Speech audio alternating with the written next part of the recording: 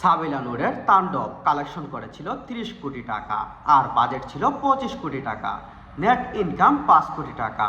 Pressure cooker এবার ঈদে collection ছিল 2 কোটি টাকা। হাওয়া সিনেমা কালেকশন ছিল 16 কোটি টাকা।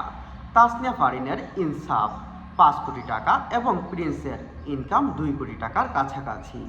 আর অন্যদিকে শাবনূরের একটি সিনেমা আমার স্বপ্ন তুমি মাত্র 1 থেকে 2 কোটি টাকা বাজেটের সিনেমা ছিল। বক্স অফিসে তুলেছিল প্রায় 15 কোটি টাকা গ্রস কালেকশন। সেই বছর এটি ছিল সবথেকে হিট সিনেমা। এই জন্যই বলে সিনেমার নায়িকা তৈরি হতে হয় সিনেমাতেই, নাটকের নায়িকা দিয়ে সিনেমা চলে না। কথাটা খুব একটা ভুল নয়। এখনকার দিনে এত ডাকডোল পিটিয়ে ছবির প্রমোশন করেও নায়িকা সিনেমা বক্স অফিসে আলোড়ন করতে পারছে না। সেখানে আগের দিনের বক্স অফিসে অল্প বাজেটের পরিসরে সিনেমায় কাজ করেও শাবনূর, পূর্ণিমা, মৌসুমী বক্স অফিসে জোর তুলেছে। ভাবুন এখনকার দিনে এরা থাকলে সাবিলা নূর, ফারিন এবং নাজিবা তুষি এদের মতো নায়িকারা কি